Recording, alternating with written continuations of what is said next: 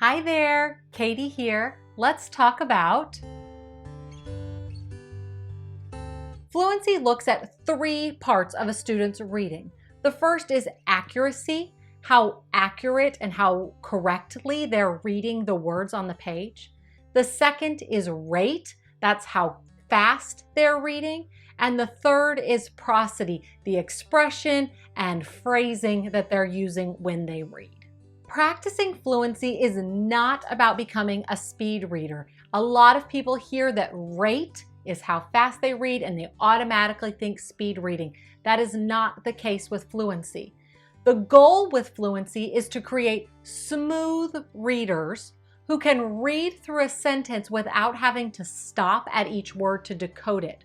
When you are a fluent reader and your brain doesn't have to spend brain power decoding each individual word in a sentence, then your brain can use all of its power to focus on the meaning of the words that you're reading, and you'll have better reading comprehension. So the ultimate goal of smooth, fluent readers is reading comprehension.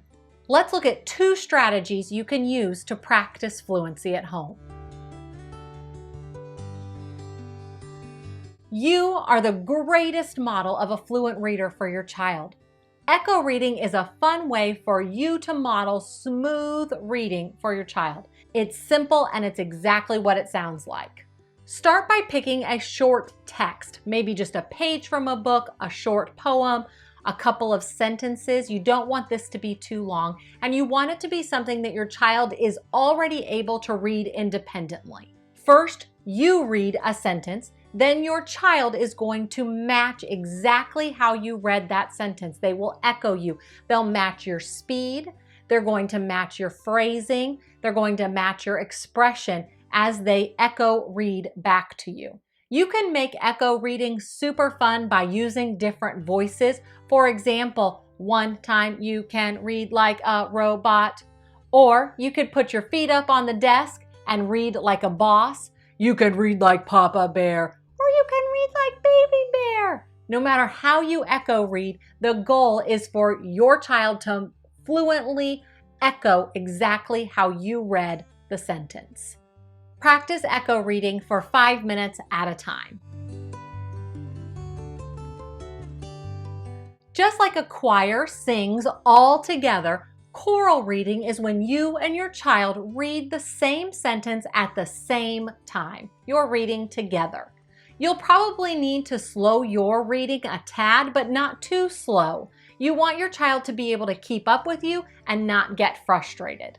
Again, you're going to pick a text that you're going to read out loud together. Keep it short, 1 page from a book, 1 paragraph, a short poem, something like that. And before you start choral reading, it's a good idea for you to look through it and point out anything of importance to your child. For example, you might say, this is an exclamation point. When we get to this sentence, we're going to read it really excited. Or you might say, ooh, this is a tricky word. Let's practice it first. And then tell them what that word is. Practice it together. When you see this word, it says whatever that word is. Practice choral reading for 5 minutes at a time. That's it. 2 ways to practice fluency in just 5 minutes a day. I'd love to connect with you here in the comments or on Instagram. I'm happy to answer any fluency questions you might have, or I love hearing how you're using these ideas in your own home.